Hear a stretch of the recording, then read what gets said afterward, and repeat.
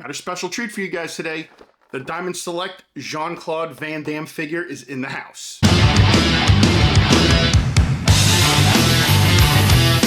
What's going on, everybody, and welcome back to the channel, and thank you for joining me for another figure review. That is right, it's finally here. One of the ones I've been waiting on for a while. We got the Diamond Select Jean-Claude Van Damme figure in the house. I'm so pumped for this review. I've been waiting on this figure for a hot minute ever since they announced it, ever since I saw it in person at New York Comic-Con.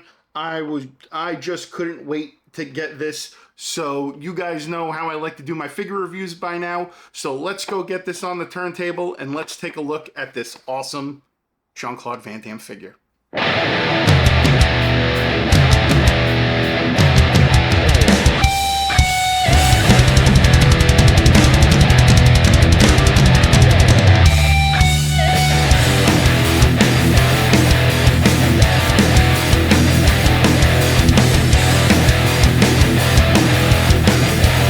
Alright guys, now that we got a good look at the box, let's take a look at the accessories. So it does come with a figure stand. This plugs actually into the back of the figure. There's a hole to port the figure in. Just my only gripe is that this feels very flimsy, and it's not, I don't feel it's sturdy enough. I mean, again, for the price point of the figure, which was $29.99, I guess, you know, beggars can't be choosers, but it does give you the option to take this out, and then you can also peg his foot in there as well too, or you want to use this if you want to do like maybe like a jump kick action pose or whatever. But I don't feel that this is an adequate enough figure stand to support that weight. We also get a broken bottle. It's like a soft, very soft squeezable plastic. I don't know what the purpose of the bottles are, to be honest with you. I would have maybe liked to seen something that makes more sense.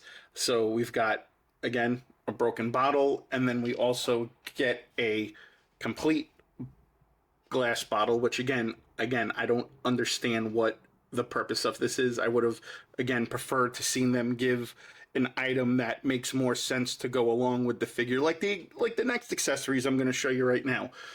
So you actually get chairs, which these chairs are really nice. The wood detail on them is really cool, again, and they're nice, they're sturdy, they did a good job. So they give you two of them, obviously, if you want to pose him like this on the chair on each side and you're doing the split. So that's something that you can do there, which is really cool. Or you can try to use some other kind of pose, but I like the fact that these chairs, you know, actually have a purpose and they make sense, and you can actually see right there where it's almost slotted to where the legs go when you want to do the split. So cool on the chairs, and again, great detail on that. Then we also get a set of left and right open hands. Now these are really cool. I like the skin detail, I like the wrinkles, the veins and everything. And again, this is for, you know, when you're posing him like he's fighting, karate action style. So really cool there. And again, they did a great job on sculpting the hands. Then we also get a set of C-grips. You guys can see right there. And again, same detail with the wrinkles and the veins and the skin tone and everything. Did a really good job. The only thing I would have liked to see maybe is the fingernails maybe painted, but you know, beggars can't be choosers. But other than that, pretty cool there. The one thing that I was super excited about when I first saw this was this screaming, bloodied portrait. He's got that nice bruise right there underneath the eye. He's got the blood coming down. It's a pretty good portrait, you know, for what it is, for the type of figure and for the price point. They did a really good job on this. I like this a lot, and I would definitely display him with this portrait on than the portrait that comes with it. That's just my opinion. That's my take, and I think that's what I'm going to do. But again, the hair they did a good job on. Again, I love the blood and the bruise on the eye. Very reminiscent of Bloodsport, so really cool there. And again, he also had short hair in Kickboxer too, but I believe that the outfit that he is wearing is more from Bloodsport than Kickboxer. So it is, again, a really badass portrait. So with that being said, let's go ahead, let's pull the figure in, and let's take a look. All right, guys, and here is the figure, and I got to tell you, first impressions, I like it a lot. I like the outfit. I like the portrait. My portrait kind of looks like they might have overpainted a little bit and they gave him like a unibrow. I'll give you guys a look at that in a second. I love the shading. Again, the sculpt of the body, the definition, everything. Really cool looking figure. And again, you also get the definition on the back, the muscular definition, again, which is really, really cool. Now, let me pop this portrait off real fast. So mine, I think they might have overpainted a little bit and they gave him like a unibrow. I mean, it could be, or it could be just they painted to make like the shadow of the divot in between the eyes. But either way, to me, it looks like they gave him a unibrow. But I'm not really digging this portrait as much as, like I said, like I'm digging this one. I think this one's way better. So we'll go ahead. We'll just pop this one just back on just for argument's sake. And you guys can see right there, the head sits on a ball joint. We'll plug that back in there. There to go. As far as the overall articulation of the figure, you know, the head, get pretty decent movement with. Now there is, you can turn the torso, but there is no torso movement. This is like really deadlocked. And also this figure is very stiff out of the box. So I would definitely recommend possibly warming it up a little bit so you can loosen up the joints. The arm does a full 360.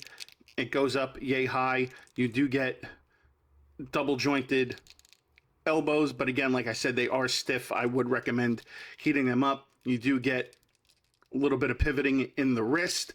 As far as, and you do get torso swivel. The one thing you don't get, there is no quad turn with this. However, the leg does pull down, so you can get the kick up there for the leg. However, this leg, when I took it out of the box, this leg is very, very loose, and this one is a lot sturdier, so I'm not sure how I'm going to be able to pose that. And again, the leg goes up yay far, goes back yay far. The knees, as you guys can see, double jointed. You do get a little bit of ankle movement, and it would have been really cool if this had toe articulation, but it doesn't. But overall, again, for the $30 price point and for kind of like it being Jean-Claude Van Damme's first figure, I would say it's not a bad go ahead at the first shot. I'm sure hopefully now moving forward, people might want to put out some better ones. Maybe we'll get maybe like a NECA one. Maybe we'll get like a Mezco. You know, maybe we'll get like a Mafex. I mean, who knows? Maybe maybe we might even get lucky and get a Hot Toy. Who knows? But still, overall, really cool figure. All right, guys. So final thoughts. Super cool figure. Not bad for first go around at a Jean-Claude Van Damme figure. I know Hiya Toys has one coming out with him from Universal Soldier, so I'll definitely be picking that one up and be interested to see how that one pans out in comparison to this. Now keep in mind, obviously those are going to be two different price points. The Hiya Toys one I think is more around like the $80, $90 mark, where this one was $30. Now for Diamond Select to put this out, Diamond Select has always put out pretty quality figures, so I definitely like where they went with this one, and I definitely like the alternate portrait that they gave with it. I wasn't a fan of the sculpt that comes on the figure. Like I said, it looks like they tried to paint like a divot shadow in between his eyes, and it wound up coming out looking more like a unibrow. But overall though, the figure's really cool. The hands are really cool. The chairs are nice. Again, I don't understand what the purpose of the glass bottles were, and the figure stand that comes with it is very flimsy. It's not something I would recommend to use with this. I would try to use another figure stand if you can, than one that's a little bit more sturdier, but this one just doesn't feel like it holds the weight of the figure. But overall, again, for $30 price point, not a bad figure. So guys, thanks for joining me on another figure review. I hope you guys enjoyed it. Comment down below, let me know your thoughts. And as always, be sure to like, comment, share, and subscribe and all that other good stuff. And I'll see you guys on the next figure review.